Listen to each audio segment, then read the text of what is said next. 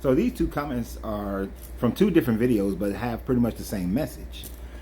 This one person says that will never happen. It was talking about how we can build our own business, build our own economy, our own culture within America, build our own Wakanda, if you will.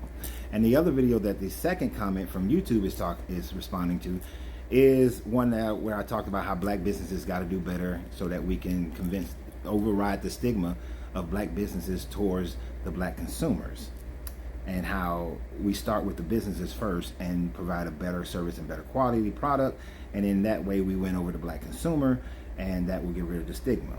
And as the stigma goes away, then we can support black businesses and build our black communities, take over our schools, and so on and so forth, as far as the community is concerned. Now, of course, there are always going to be 16% of the black population is going to be naysayers, no matter what you say, no matter what you do. This is two prime examples of when we have this kind of mentality. The first person saying that will never happen. The moment that you said that will never happen, you have already defeated the purpose, the cause, and the purpose of even being here. If you don't believe that it will happen, then why participate? Why even be a part of it? Why don't you just go and assign yourself with the Caucasian community and just leave us black folks alone to go do what we want to do? Since you don't believe in the vision of it all, and you don't think it can ever happen. And your reason for that is because people will have the mindset of, I got to get mine, I got to get mine, I got to get mine. Do Europeans not have the mindset of, I got to get mine? Does Asians not have the mindset of, I got to get mine? Why is it only black people get pushed to the side or said that they can't accomplish something because they have a, I got to get mine attitude? That is just the European Caucasian brainwashing that you have fallen up under, and that's why you're in that 16% that belongs on that side. And I'm not being nice about this because I don't have the patience or the time to be nice concerning black people who want to sit up there and be naysayers and try to destroy anything that black people try to accomplish. If you don't believe in the vision, then keep stepping. And then my other guy is up here saying that even when you do all of that kind of thing, that we have to fight against the foreigners that are in our community. And then that they basically, I don't even know what that last part of that sentence is because it's not coherent at all. But I'm assuming that you're saying that we won't have access to the same vendors that they have because you use the example of the beauty supply store.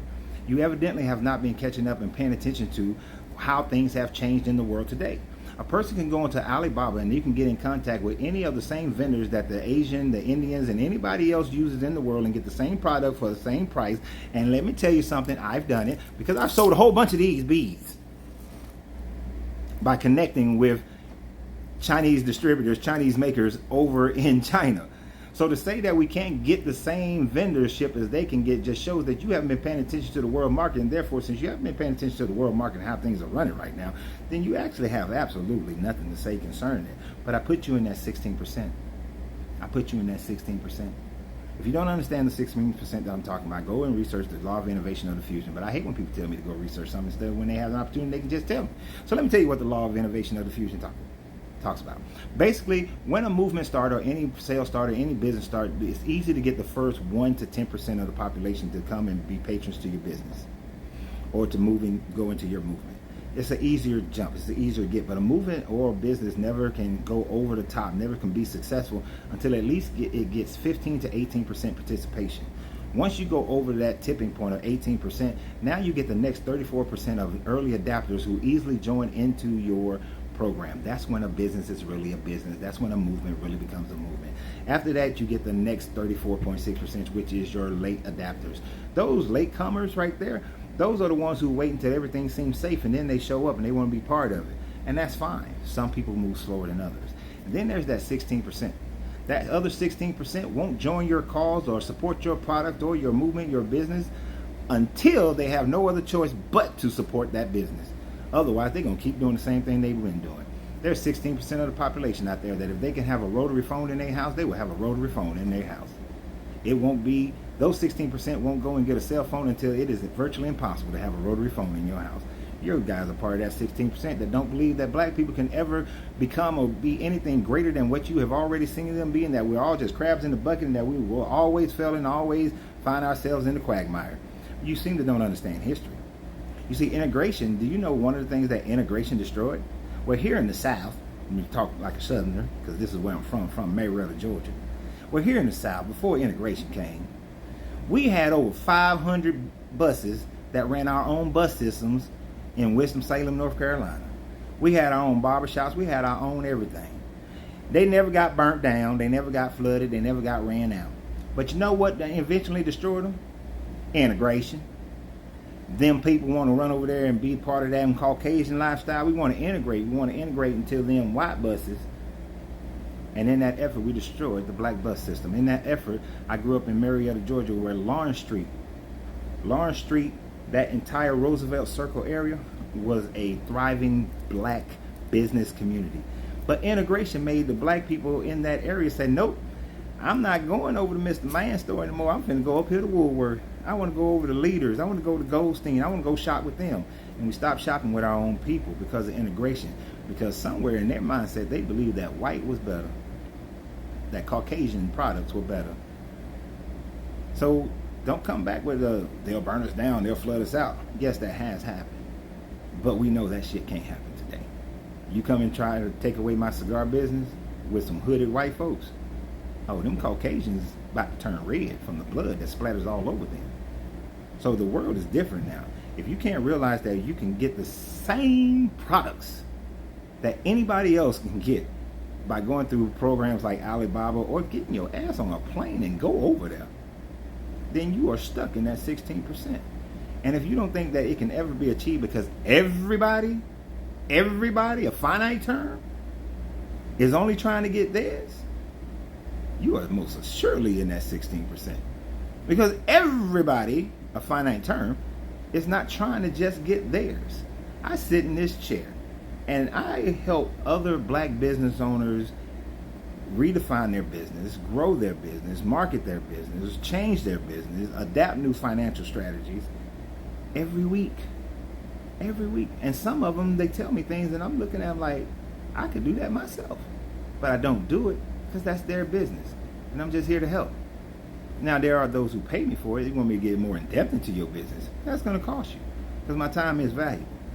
My time is valuable. And there's only so much I'm going to give you for free.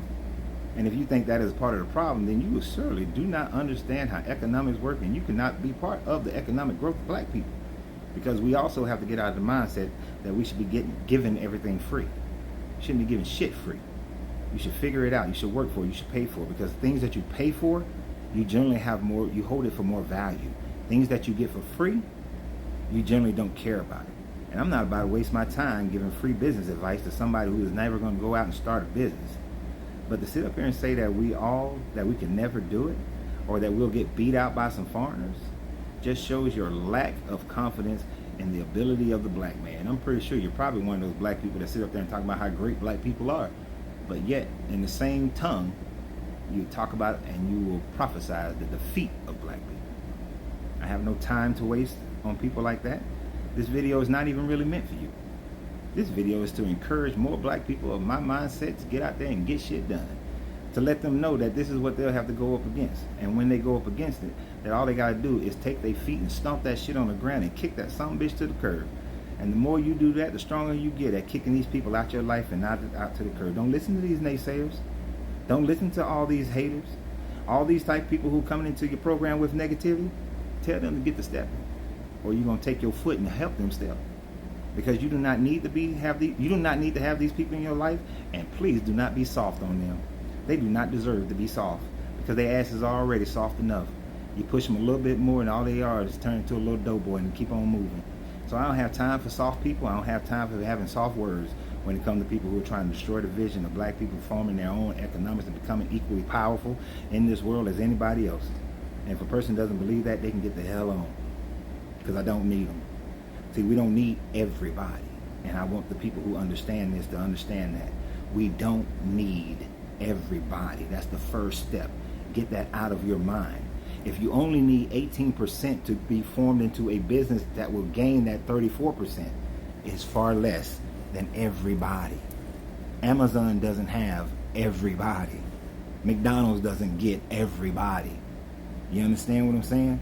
You don't need everybody. You need 18%. 10% you can run a mom and pop. 18% you can hire employees. Over 18% you can build multiple locations. That's what you need. That's what you can get. And that's what we all can get. And we don't need these people right here. So y'all have a great day. Remember, always you got to free yourself to be yourself, because your greatness is non-negotiable. Good journey, good vibration.